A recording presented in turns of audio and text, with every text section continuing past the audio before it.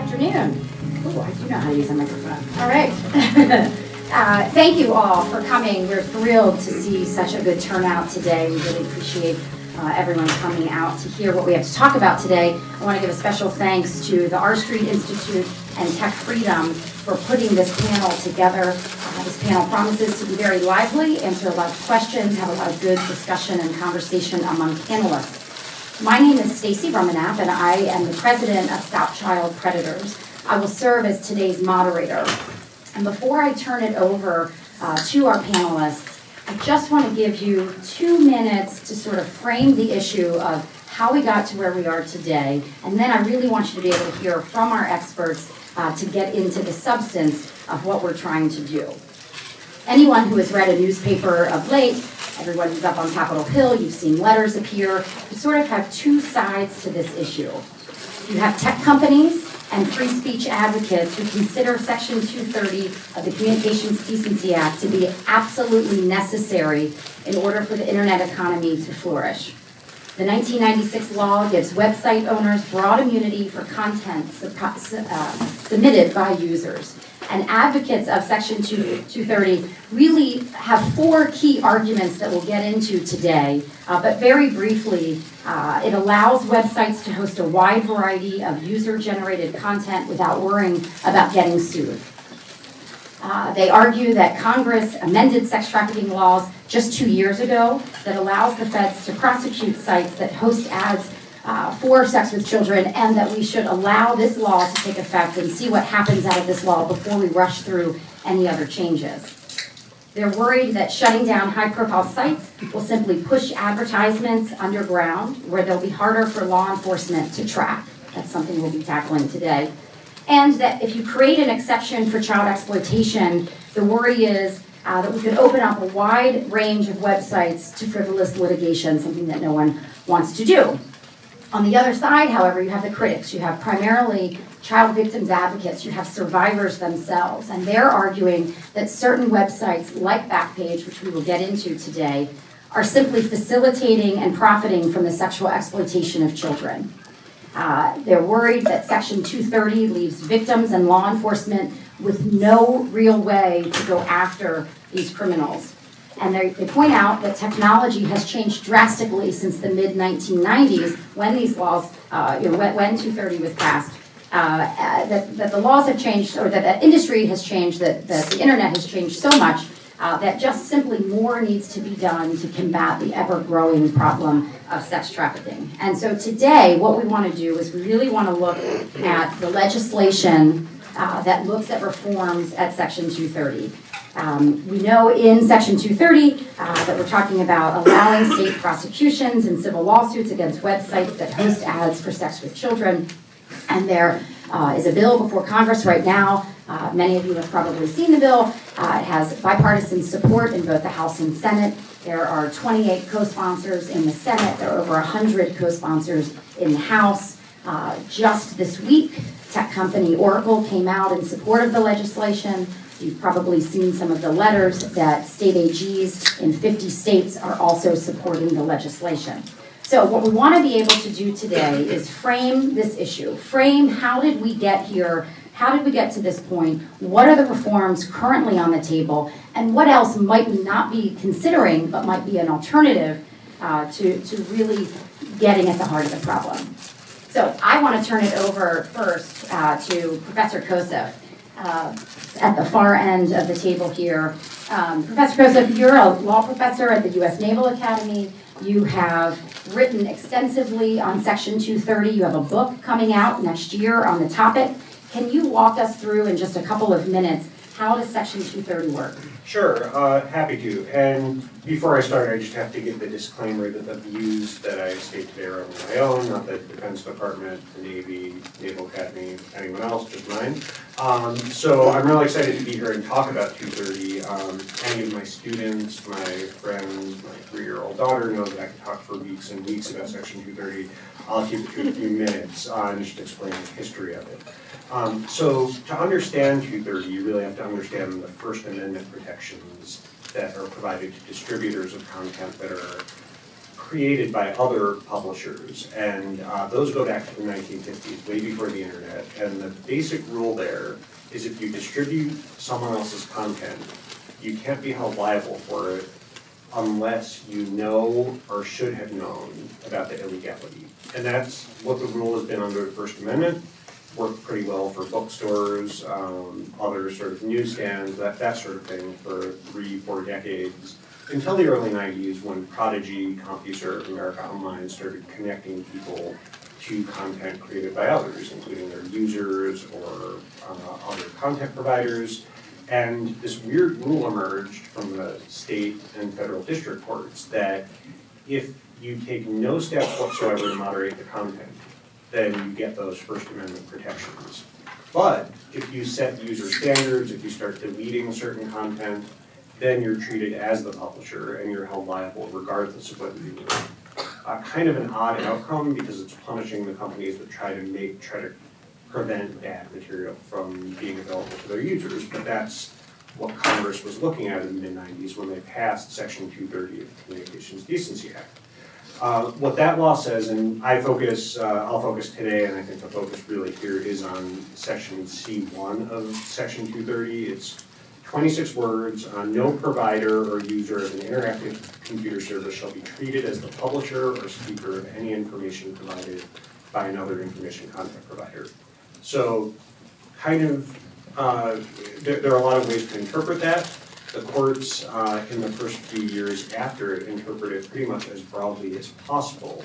And what it basically has been interpreted as is if you're an interactive computer service, you, regardless of whether you knew of the content being illegal or you didn't, regardless of whether you took steps to filter it, moderate it, or you didn't, you're not going to be held liable for content that another provider had created.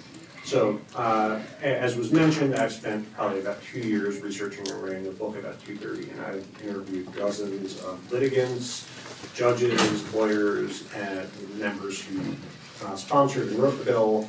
And the title of the bill was of the book was first going to be the 26 words that shaped the internet, but I changed that halfway through to 26 words that created the internet because it's a very unique US-centric law. There's really not many other protections that strong in the world. A lot of the companies that provide social media, search engines, Wikipedia, Yelp, they could not exist in their current form without Section 230. So I mean, it really has been fundamental for good and bad. I'll say there have been some really tough cases that I've confronted that made me really question 230 more than I ever had before. Victims of terrorism, when the terrorists had been able to organize social media. Obviously the Backpage case, which we'll talk about more today, people have been targets of defamation campaigns. The list goes on and on. So I mean, it's an incredibly difficult subject, and what I try to do is say, you know, the debate really isn't whether Section 230 is good or bad. A lot of that really gets down to your personal values. The debate is, if you change 230, what will the internet look like? And we have to have that substantive policy discussion and say, okay, are we willing to have these trade-offs in order to remedy these harms, and how do we most effectively address that? So that's really, I think, I've probably taken up 5 minutes, and again, I could talk for much longer, but I think we'll move on to the next. No, I appreciate that, thank you. And today, just so you know, we have bios for every one of all of our panelists. We don't want to waste a lot of time getting into people's backgrounds. You can take more of a look at the paperwork to see more about their background. I want to turn it to you, Arthur Reiser. You're a former assistant U.S. attorney. You've prosecuted sex crimes. You're a former police officer, a former law professor with extensive knowledge on bills like the SAVE Act, on ways to combat the sale of women and children online. You've prosecuted these cases. Can you just give us a couple minutes explaining the SAVE Act so everyone understands what that is, and tell us if you think it has succeeded, and if so, why? If not, why? Sure. When you did a bio like that, it looks like I can't hold a job down. But so real briefly, I'm going to be a couple minutes. So 1591 is part of the human trafficking apparatus. It's all part of the mechanism to prosecute human trafficking in different in different ways, different, in different facets. So what 1591 basically says is anybody who recruits, entices, harbors, provides, obtains, or maintains somebody for the purpose of exploitation for sex or for work, which is the two areas of human trafficking, you're going to go down. It has massive mandatory minimums on this, by the way. I mean, you're looking at 20 years if you get hemmed up for a human trafficking charge. So what the SAVE Act did, and let's be very clear, because you can go look at the legislative history of this, and I did, and I hate looking at legislative history, which tells you how dedicated I am to this panel. It says specifically, and the bill drafters said that the purpose of this was to give prosecutors more tools in order to go after organizations like Backpage. Because what it did is it added advertising to the list of criminal acts. So very briefly, to answer your question, has this worked? Well, I don't know. It was passed 2 years ago. And if anybody knows anything about legal proceedings or the way cases work through the federal system, 2 years is no time at all. It takes 2 years for a prosecutor to find a case like this in order to pick up. And there are some cases right now that we are pretty sure in the system that are going to use the SAVE Act in order to prosecute. So there is no way for us to know whether or not the SAVE Act has had any impact because there's been no time in order to work through the system. And I think it probably actually added a lot of teeth, and time will tell if it actually stays intact as is. Okay, thank you. Professor Leary, as your law professor at Catholic University, like Arthur, you're a former AUSA who has also prosecuted sex crimes, leading expert on sex exploitation of women and children. Can you walk us through the proposal that's before Congress today? Absolutely. Can I steal the moderator's microphone as I'm supposed to? So he sounds like he doesn't have a job. I sound like I'm just creepy, right? So there you go. Okay. I've been asked to talk about SESTA and a couple of things. So SESTA that is a 4-page bill, and those of you who looked at it really see it's 2 pages. There's a lot of talk about how radical it is. I would suggest to you it's a clarification of the Communications Decency Act. And it says that right in its findings. Quote, it is simply to clarify that Section 230 was never intended to provide legal protection to websites that facilitate traffickers in advertising the sale and of unlawful sex acts with sex trafficking victims. And we've used that word a lot. Let's be clear, we're talking about what is sex trafficking? Very clear definition. Are you a minor and you are engaged, and somebody is having you engage in commercial sex? Or are you an adult and somebody has used force, fraud, or coercion? Let's be clear. This isn't prostitution. This isn't on the fringes. This is sex trafficking, and that's why there are those mandatory minimums. The other thing it notes is that this clarification of Section 230 is needed to make sure that 230 is not providing protection to companies that are engaged in this activity. How does it do that? Very simple in the remaining 2 pages. First, it says in the policy section, because you'll recall in 1996 was when this was written, a couple of important things happened since then, the Trafficking Victim Protection Act and its numerous reauthorizations. So this information was not in the law in 1996, nor could it be, but it includes there as a policy of the United States, a non-controversial policy which is explicitly expressed in the Trafficking Victims Protection Act to ensure the vigorous enforcement of federal, criminal, and civil law relating to sex trafficking.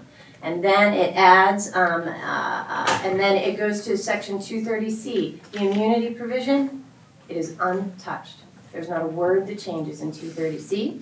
And then under the effect on other laws section, it just adds the statutes that have been passed since the CDA was created. 1591, 1595, which provides a civil right of action. It adds nothing. It adds that nothing in the section shall be construed to impair states criminally prosecuting or civilly enforcing their own laws. And this is really important, not just their random trafficking laws, because 50 states have trafficking laws, most of which mirror the federal law. But in fact, it says something that is illegal under the federal definition of trafficking, so that it's only addressing what is illegal under the federal definition of trafficking. And then the other thing it does is it makes an amendment to 1591, which as my able colleague mentioned, is the part of the Trafficking Act that also hold somebody liable if they participate in a joint venture, and that includes knowing and that has never been defined. So Senator Portman and Blumenthal, they thought that it was important to define it, and they've defined it very narrowly with a more narrow mens rea, mental state required, than other forms of trafficking. The knowing conduct of an individual entity by any means that assists or supports or facilitates the violation of subsection A1.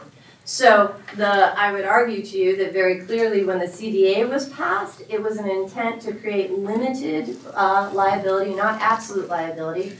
They've seen the case law, which is kind of creating somewhat of an absolute liability, and I'm sure that Professor and I will get into a discussion about that, because I think we have differing views on the case law. And this bill is meant to restore what was originally intended with the CDA. Limited liability for internet service providers who are good Samaritans or who are simply doing that, have no knowledge of the information that's going up on their website. One last point, as our moderator graciously pointed out, but I think it's worth mentioning, that's just SESTA. The House bill is also there, has over 100 co-sponsors, as she mentioned. That is a little bit broader. And so when we're having this discussion about SESTA, you should understand the plane of options here. The House bill from Representative Wagner has a reckless mens rea, so a little bit lower mens rea, and it is a broader scope to say not just sex trafficking, very narrow, but sexual exploitation, so that would include child pornography as well. Thank you for making that distinction. We're going to turn this panel really into a series of Q&A, but before I do that, I just want to make sure from a mechanics standpoint, understand we've gone through very quickly the history of Section 230 and the Communications Decency Act, very quickly through SESTA, very quickly through the SAVE Act. Does anyone have any questions, just needing clarification on the mechanics of how we got to where we are currently? Stacey, I'll just take this opportunity to clarify. We haven't said what I think is the most important thing to be said about 230, which is that, as Mary has noted, it's not an absolute immunity. 230 today, without any amendment from Congress, already excludes all federal criminal laws, which is why we can still have a conversation about enforcing 1591 today, SAVE Act, and other laws. That's the first major exclusion. And second, and this to me is the heart of this issue, Section 230 does not always apply. It is a broad immunity that applies only when you are not responsible for the development of content. We have Representative Christopher Cox speak at Tech Freedom Summit this summer. He, along with Ron Wyden, was the principal author of Section 230 back in the 90s. And he said that the most important words in Section 230 are the two words "in part," which emphasize, as Mary is saying, I agree with her on her basic setup, Section 230 was never intended to cover sites that are responsible for the development of user content, even in part. And the question that I want to get into today, and I'll save this for later, is what exactly does that mean? And I fear that we are rushing to amend Section 230 without really understanding fully how that test has been applied and how we might actually clarify that.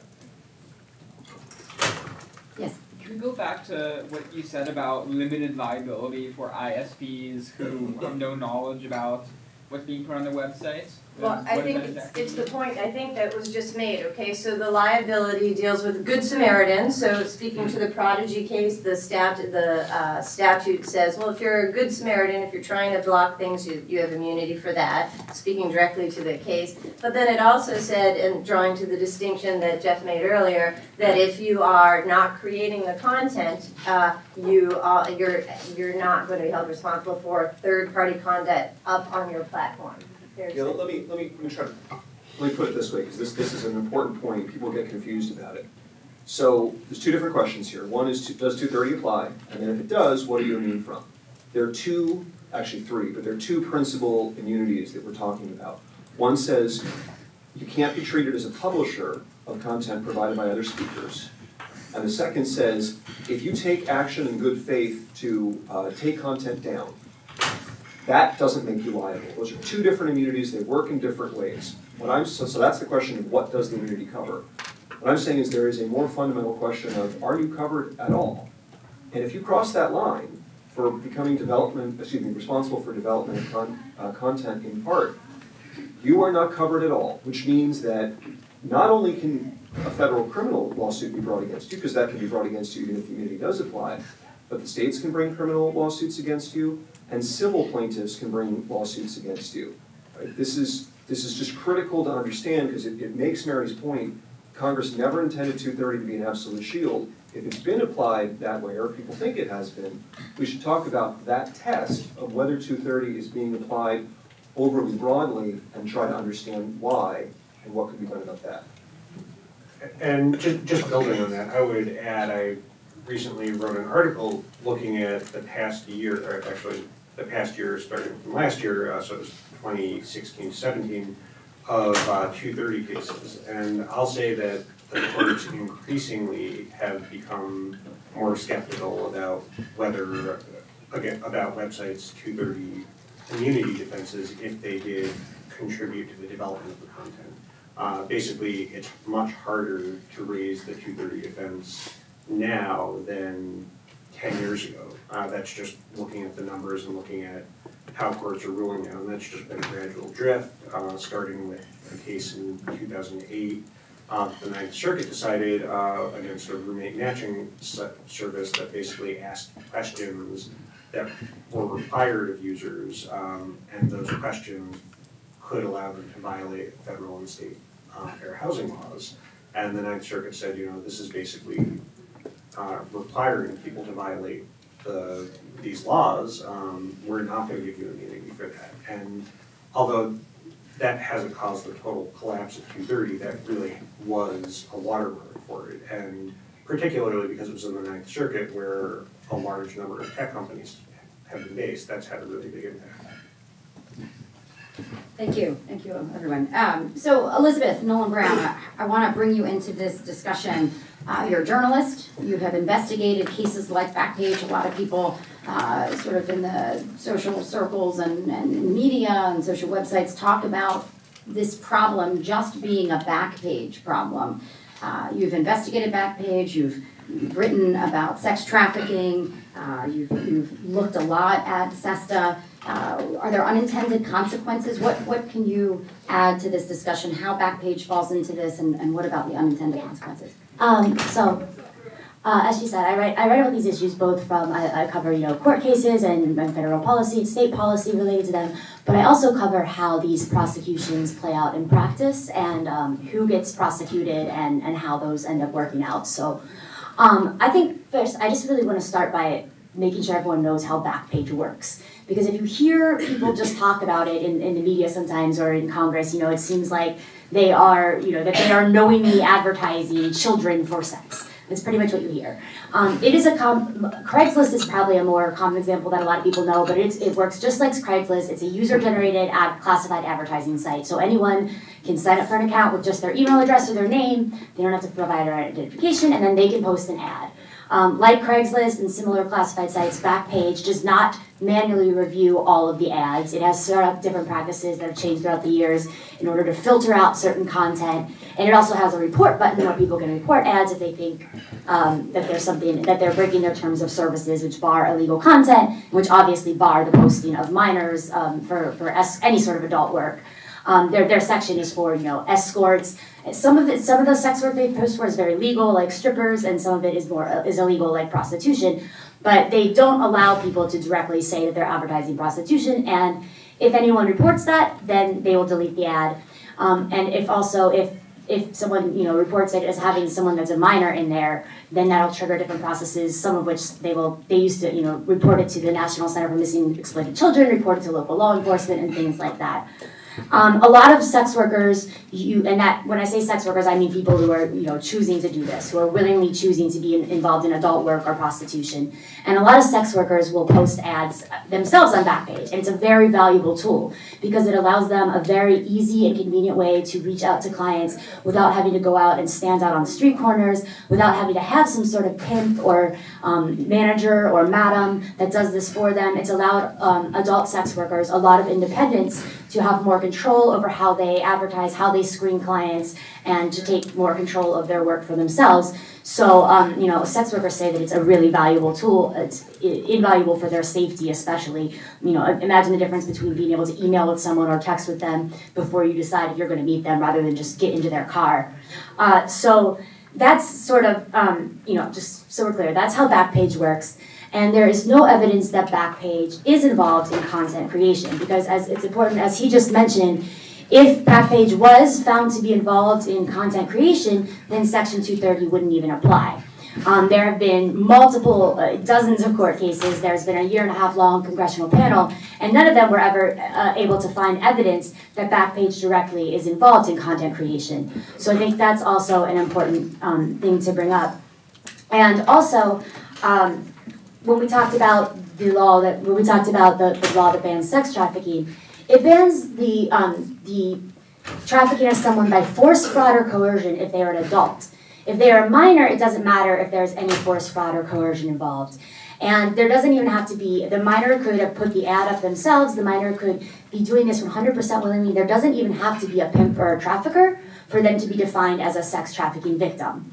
So when I see a lot of these cases play out, you'll see, when I see a lot of sex trafficking of minors cases play out, you'll see that they originate in all sorts of places. A lot of times cops will answer ads on Backpage that it turns out to be someone who is a minor, but a lot of times they will also found them on through people chatting on Facebook, they found it on Snapchat, on Instagram, on dating websites, on the website hotornot.com.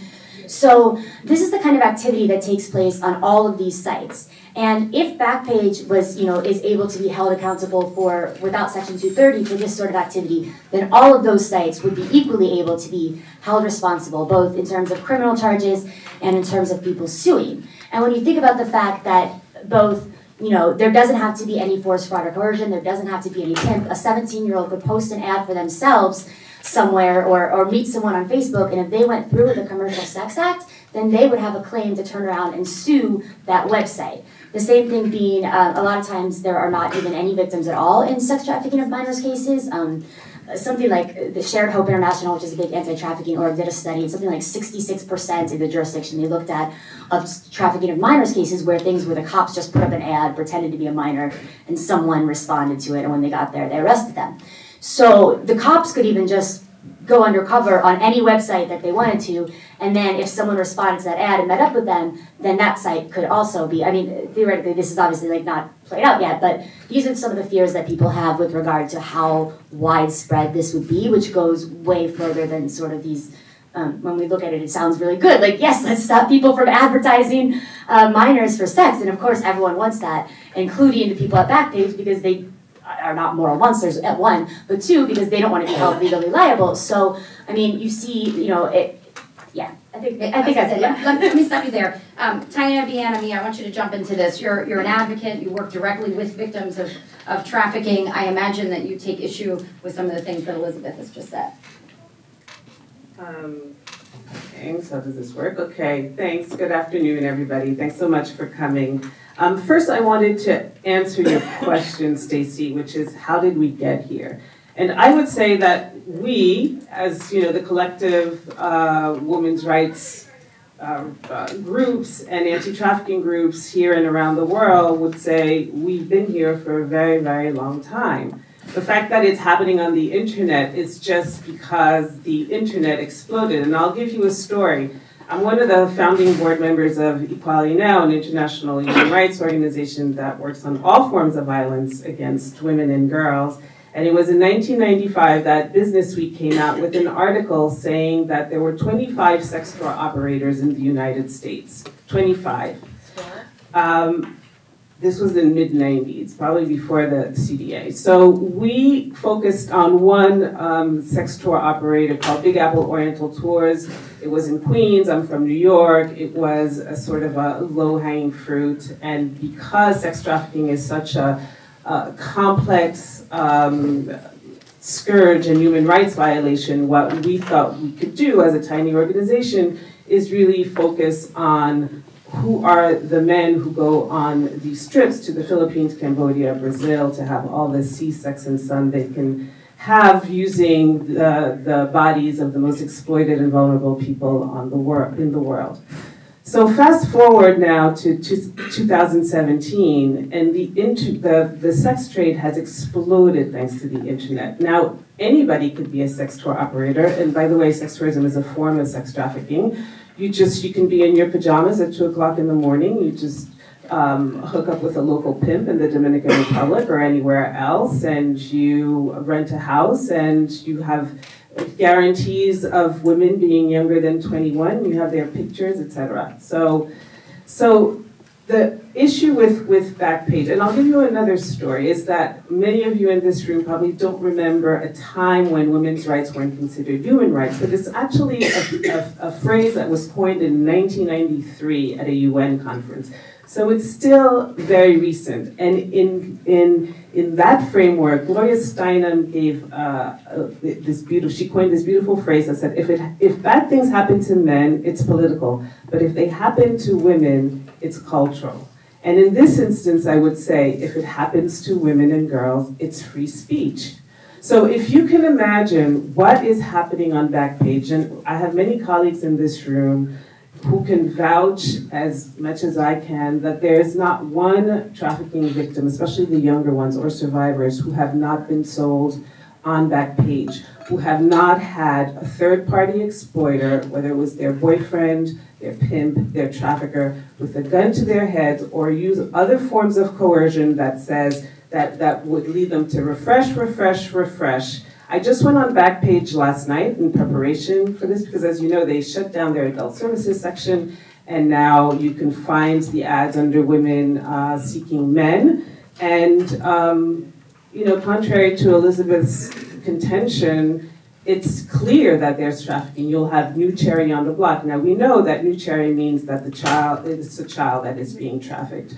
We have their ads for Asian babes just landed in massage parlors. We know, those of us who work in the field, and I can tell you in New York City, there's a plethora of massage parlors that do not give simple massages. So I am not a tech expert, I am not a free speech expert, but we have a responsibility. Many of you work on the Hill, you have come to Washington to change the world, hopefully, for the better. We understand that business is a critically important enterprise to nurture and to protect, but it cannot be at the expense of hundreds of thousands of the most vulnerable women and girls. And yes, men and boys are also trafficked on Backpage, but according to the UN, 96% of people who are sex trafficked are women and girls who are mostly of color, mostly poor, disenfranchised, homeless, indigenous, aboriginal, and the list goes on. So it is really our responsibility to amend CDA 230 and to hold Backpage and other websites that thrive. I mean, this is a multi-billion-dollar industry. So we also need to follow the money and see why is it that all of a sudden, when it comes to an equation between profit and the lives of vulnerable women and girls, that we value or cherish the profit over such lives. Thank you. Arthur, did you want to jump in? Yeah, just a couple of just things that I would like to push back a little bit. I mean, one of the things I heard was Professor Leary's that 230 is to add clarity. I find it amazing that, we're talking about a bill that's supposed to add clarity, and it actually just muddles mens rea worse than the 230 and 1591, 1595 already are. I mean, for instance, you look at the one-pager released when the bill was first released, and it specifically says recklessness. That's the mens rea they want, recklessness. And then you look at the one-pager they have up now, and it mysteriously deletes the word recklessness because people started to freak out about it. You know what mens rea they want? Recklessness. You know why? Because they're going to create a political football here. This is what's going to happen. I worked for the Attorney General's Office of Washington my first year out when the tobacco litigation was going on. And what happened was every governor that signed on to that Attorney General signed on to that litigation wanted one thing. They wanted to become a governor. And so they made, these billion-dollar lawsuits. And that's what's going to happen here against some of these tech companies. Mark my words, you're going to have billion-dollar lawsuits by attorney generals around the United States. They're going to turn this into a political football. Just one quick point real quick. I find the idea that Backpage is not the only one very unpersuasive. I think that if there's other bad actors out there, we should go for them as well. And I quite frankly think that the notion that if a 17-year-old could pimp herself or himself out and then turn around and use 1595 to sue, wrong. I don't have legal authority for that right now, but I'm pretty sure that just basic civil litigation jurisprudence would say, no, you can't do that. But I can follow up on that later on. So let me start here by associating myself and endorsing everything that Tanya said.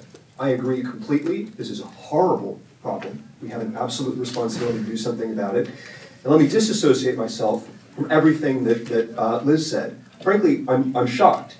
Have you not read the Senate report? The Senate report makes very clear that Backpage knows exactly what it's doing. This is not this is not a difficult case. Backpage has knowingly facilitated criminal trafficking. Now the question is, what do we do about it? And in particular, why has it not already been held to account? And this is where I start to part ways. There's no evidence that it does. This is where I start to part ways with Tanya and Mary. My question is, what do we do about this? How do we actually deal with this problem? And my suggestion to you is that the fact that Backpage has not yet been held to account does not mean that the law is not currently adequate or that SESTA is the right remedy. The litigation that's happened thus far does not include the evidence that's been brought to bear in the Senate report. The decision that is most pointed to by advocates of SESTA, the First Circuit decision, is a decision that rejected the standard that Ninth Circuit laid out in roommates.com and appears not to be willing to hold sites responsible for development in part of content. If that's the case, that's a relatively easy fix. That means we should look at Section 230 and we should say, well, yes, you were supposed to be holding sites responsible for content that they have developed in part. That would lead us to a completely different conversation than the one we're having about SESTA. The objective is the same. It's to make sure we're holding sites responsible for facilitation. But the mechanism is very different. So what I'm suggesting is we should be asking, as Section 230 was intended to ask, have sites cross that line, such as to give up their immunity by becoming responsible for development of content. And if they have, then they should be held liable, yes, in civil court, yes, by the states. But that's the showing that should have to be made. And it's important that that showing be made because if you put that burden on the plaintiffs, the bad lawsuits are not going to go anywhere. But a lawsuit that is as well justified as the one against Backpage, notwithstanding other views on this panel, I think would proceed. And for those of you that might be skeptical, let me tell you that the Department of Justice is about to bring the hammer down. There are sworn filings in the Arizona District Court criminal prosecution of the founders of Backpage.com in which their counsel says that they expect their clients to be indicted imminently. The mere fact that the Department of Justice has not yet brought that indictment does not mean that they cannot do so today. I have only to assume that these are good people who are building their case and who are about to bring that federal criminal prosecution, which again you can do without any amendment to 230. The question we should be having again is about the development standard, and I think it's, put it this way, whether or not 230 today should be interpreted to hold Backpage liable, it's pretty clear to me from the facts that are laid out in the Senate report that this is the kind of conduct that the Congress intended to exclude from Section 230. And it is either already excluded, depending on how the courts apply that standard, or it should be. And if there's a difference between those things, yes, let's talk about amending 230. It does not follow that SESTA is the way to do this. And I'll stop with this. The process here is the problem. So if you take away one thing from my remarks today, this is a very hard issue. And to think that this bill is ready, done, good to go, we can just stick it onto the NDAA and call it done and pass it, would be a grave mistake. I mean, we may be in agreement that there needs to be something done here, but there are, for all sorts of reasons, there are serious problems about the implementation of SESTA. There are other approaches that I think would be better, such as focusing on the development standard. And in a functional Congress, those things would go through the committee process. And we would have people who are actually experts in 230 and can speak with more authority than I can to the development standard in the case law, and who could inform Congress on its options. That's what should happen, not rushing this bill forward. Yeah, just to build on that one, I'm really glad that Baron talked about, what should be done, because I think that's the question that should be asked. I mean, again, I've been overall supportive of Section 230, but I'll tell you, when I wrote the chapter about Backpage, that was by far the toughest chapter of the book, because that is an awful set of facts, and so this is a tough issue, but I think we have to look at really what, if it needs to be addressed by a statutory change, and if so, how. And I'll just tell you what my main concern is getting the states involved. The states, and this is both for intermediary regulation, but also for things like data breach notification laws, where almost every state has one. Anything related to technology, when you have all the different states imposing their own regulations that differ, that causes significant problems. And when you're doing it to intermediaries that are the conduits for free speech, I think that raises concerns. Now, I take the point that, at least in SESTA, there is the targeting conduct that violates the federal criminal law, but I still see that there being a lot of room for interpretation there, so I would be really concerned about sort of the different types of ways that states could enforce that. The development standard, I again think the courts have generally been addressing that standard.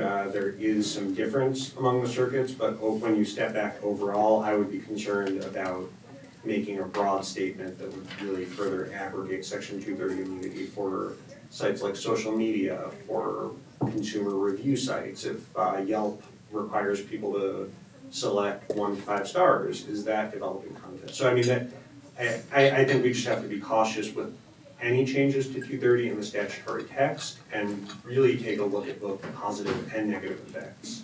I want to speak to what Tatiana said, because I know it can be really difficult. We're getting into all these weeds about different legal language and different do they edit or this. But regardless of Backpage, I mean, I just want to stress that what she said is 100% true. I consider myself a feminist. I stand against sexual exploitation in all its forms, and I also want to help victims of sex trafficking, as well as help people who are in prostitution willingly to do it as safe as possible and make sure that they're not being exploited. And I think where it's important to ask is, if we didn't have sites like Backpage, would that lessen trafficking? And the answer is a resounding no. You look at the government 10 years ago was going after Craigslist for the same thing. Craigslist shut down its adult section, but there are still sex ads all over it. But then they moved on to Backpage and a couple other smaller sites. They've shut down smaller sites. They're now going after Backpage. The ads just migrate. They just migrate to different places. Backpage is just a publisher and a platform, and it is not what is creating trafficking. So if they're going to migrate to other places, they might just go to other websites, like other ad sites. They might go to the dark web. They might go back out onto the streets.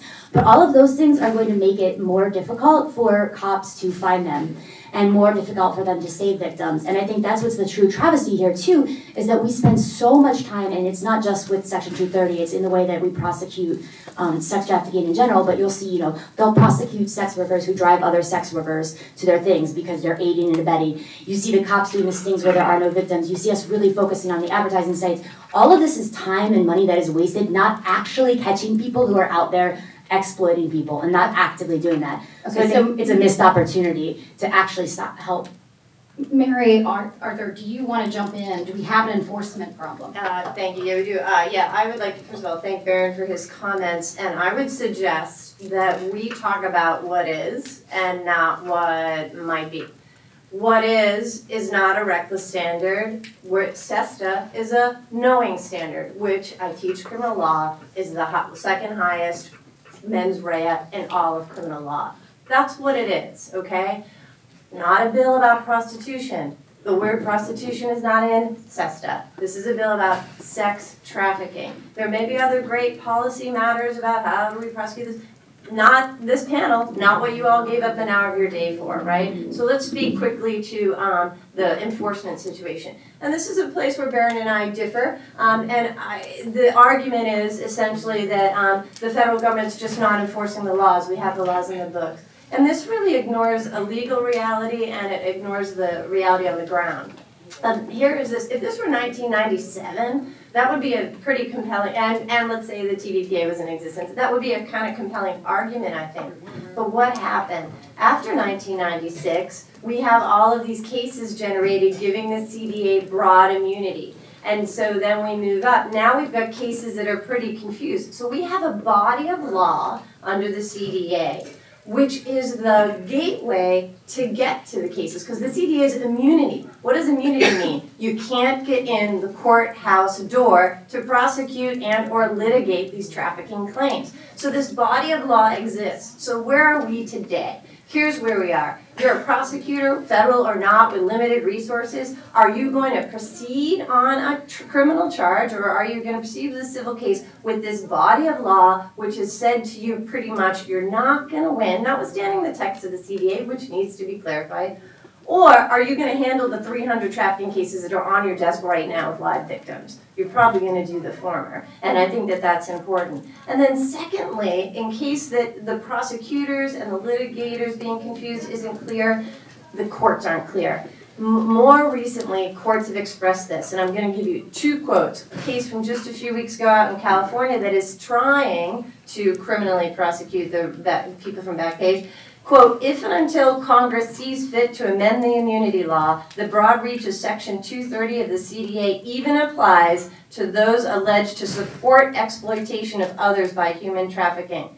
Let's go to the other coast, First Circuit. Quote, regardless of the grave potential for harm that may result in the exercise of this article of faith, Congress has, listen to this, Congress has precluded liability for online publishers for the action of publishing third-party speech, and thus provided for both a foreclosure from prosecution and an affirmative defense at trial. Quote, Congress has spoken on this matter, and it is for Congress, not the court, to revisit. We cannot get to the very strong and comprehensive Trafficking Victim Protection Act laws if we can't get through the CDA immunity, and that is why it has to be fixed. So if I can respond, so Mary and I are having the conversation that really should be having in a much more thoughtful, long manner. So we're not going to do justice to that today, because what you need to hear is much more of this. So let me just agree, there is a body of law that is somewhat confused, and it's confused in at least 3 key respects. So we've talked a little bit about the roommates.com standard from the 9th Circuit. That standard is a lot unclear. Okay, there are 2 different readings of it. We don't have time to get into it. Suffice it to say, it's not exactly clear what it does and does not cover. It's also not the law of all circuits. The First Circuit was the case that Mary was just reading from. Seems pretty clearly to have rejected that standard altogether. And then third, and most importantly, what that standard probably does not cover, because again, that standard is about either encouraging illegality or materially contributing to illegality, depending on which part of the decision you read. But either way, that standard probably doesn't cover making content look less illegal so that it stays up and you can continue to benefit from it, right? So this, to me, is the key potential problem with the current case law and the area where I would most be sympathetic to an amendment. And in other words, the amendment would look something like saying, if you encourage criminal content and conduct in a knowing way, that you should be responsible for that.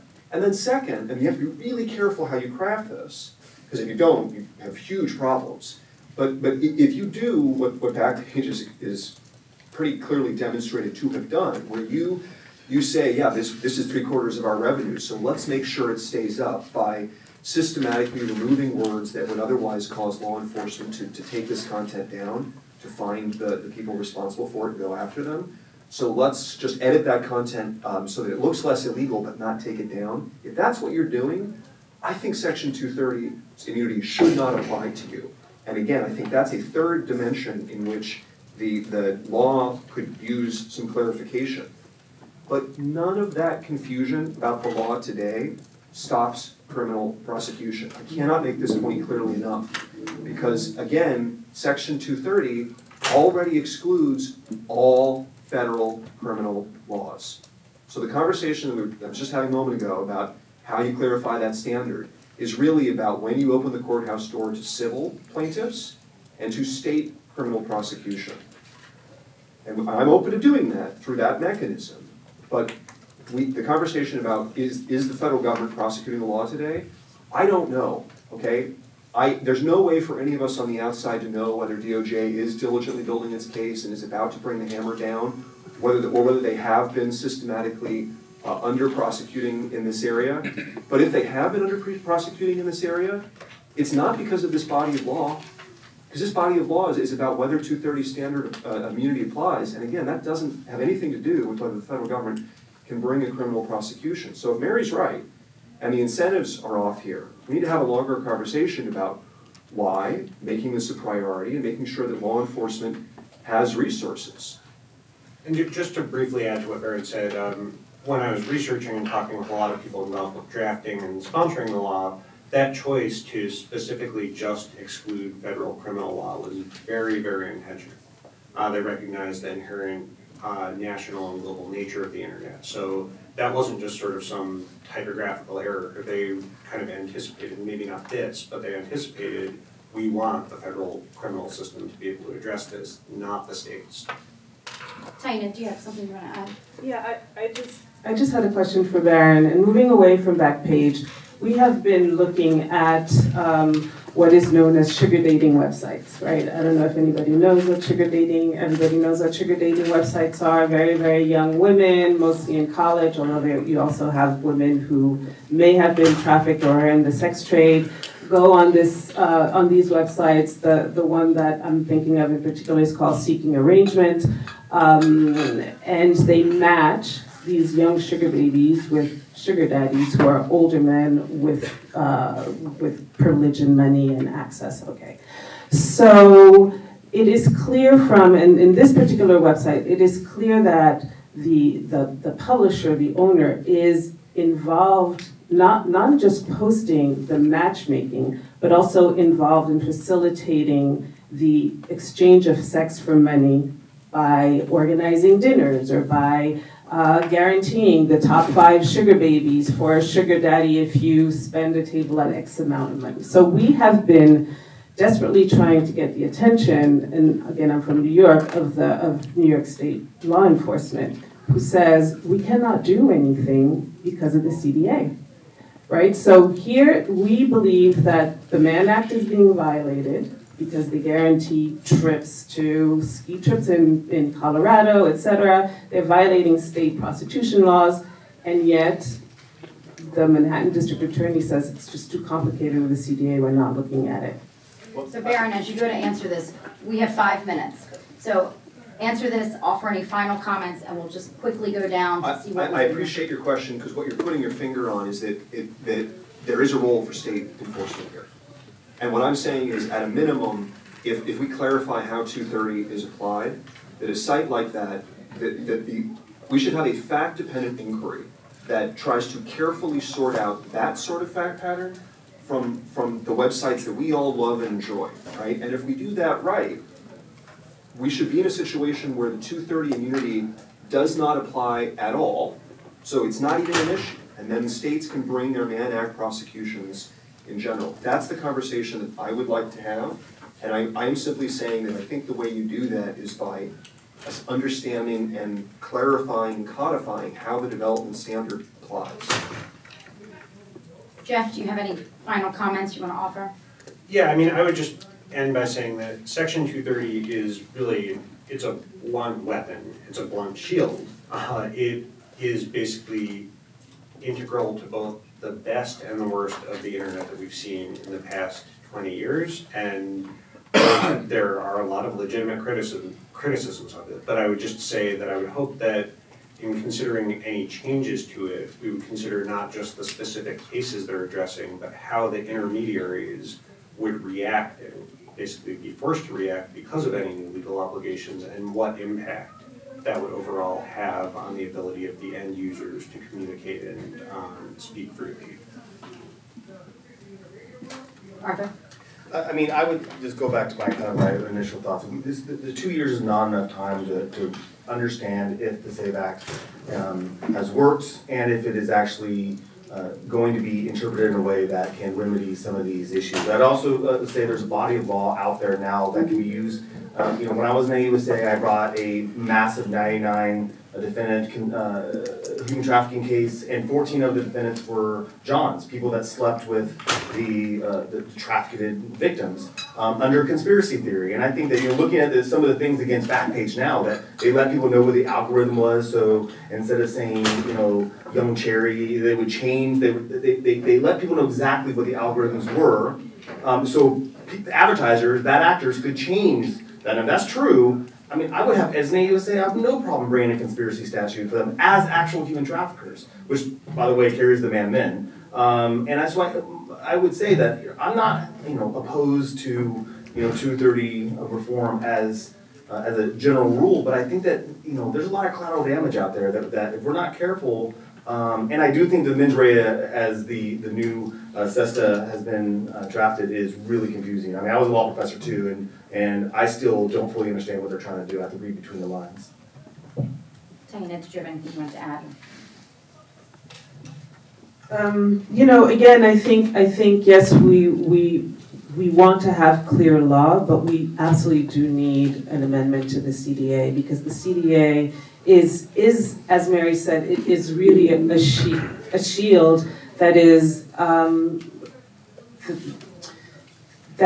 a weapon, I guess, a weapon and a tool for sex traffickers and pimps and third-party publishers to make hand over fist millions and millions of dollars over the lives of vulnerable people. And so, yes, 2 years isn't enough for a law to be implemented, but in the meantime, how many lives are going to be lost and destroyed? And to go back to Elizabeth's point about the protection of anyway, I forgot my thought. I forgot my train of thought. Elizabeth?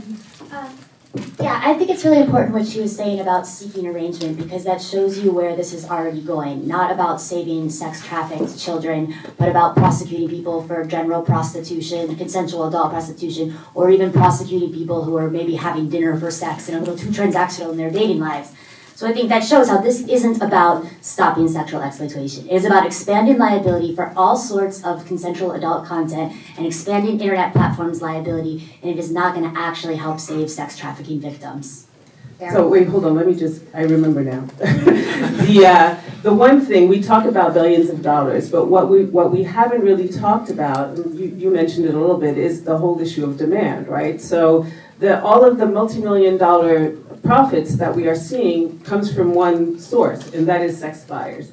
And so we know with the TVPA and its reauthorizations, we have been trying to address demand. We still have a long way to go, but that is the one critical piece that CDA also needs to overcome, because we will not end sex trafficking without combating demand. Aaron?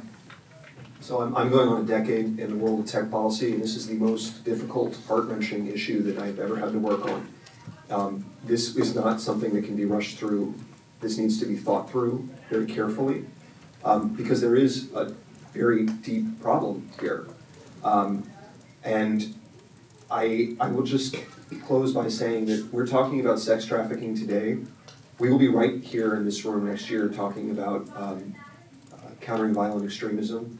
When Elizabeth Warren is elected president, we'll be right back here in this room talking about discriminatory uses of web platforms and algorithms and so on.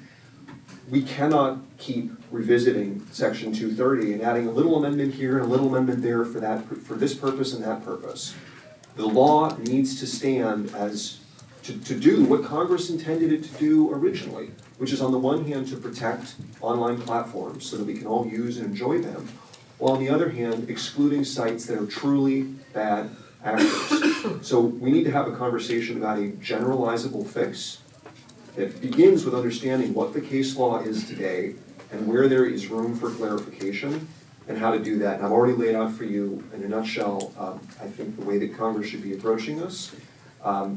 If we don't do this, we're going to have a different fix each time, and that really will be the death bite, the 10,000 duck bites that Judge Kaczynski warned about in the Roommate's decision. Mary, final comments? Thank you.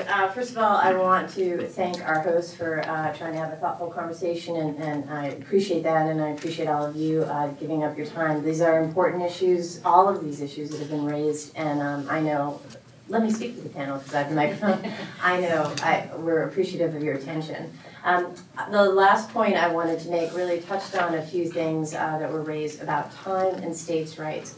Time, 2 years isn't enough. Well, how about 5? Because that's how long the plaintiff has been waiting in the one case that has gotten through the CDA. The one sex trafficking case has gotten through the CDA, which will go to trial October 7th in Washington State.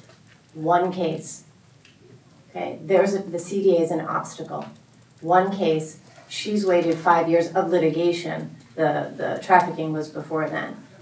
So yeah, there's that. Secondly, really what's overlaying this discussion is, it isn't federal law just enough? Can't the U.S. attorneys handle this enough?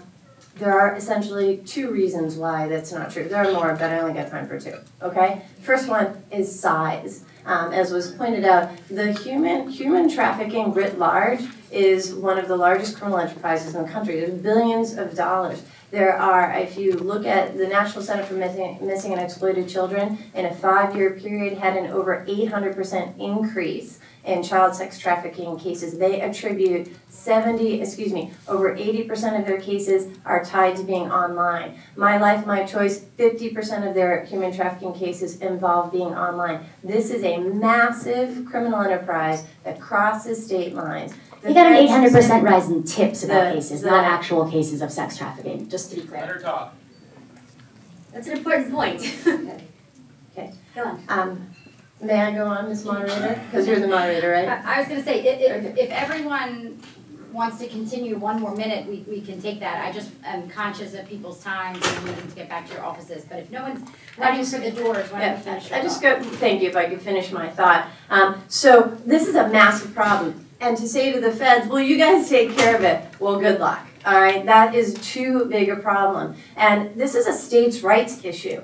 State attorneys generals have not only the right, but the obligation to protect their citizens who've been victimized. And the CDA stops them from doing that, okay, stops them from doing that. And that is a real issue that needs to be addressed. And I would just leave with a question. In what other arena where there is this massive amount of criminal, like narcotics trafficking or what have you, do we say, no, states, you don't need to do anything. No, civil right, forget that. We'll just let the feds handle it. We don't do that. Why? Because we know that in response to severe forms of victimization that are this broad, we attack on multiple pressure points. Criminal law, civil law, prevention, awareness programs, all of these things to hope to address this kind of exploitation. This shouldn't be any different. So, Mary, just note that, of course, that's not what I'm saying. What I'm saying is that states should be able to bring suits if they can show that sites are responsible for development of content. And that's what we should be focused on. I appreciate that. I appreciate all of our panelists, all of you. Thank you to our hosts again. Our panelists will stick around for a few more minutes if you want to ask any questions. I'm sorry we weren't able to open it up to the audience, but thank you very much for taking your time to listen to this.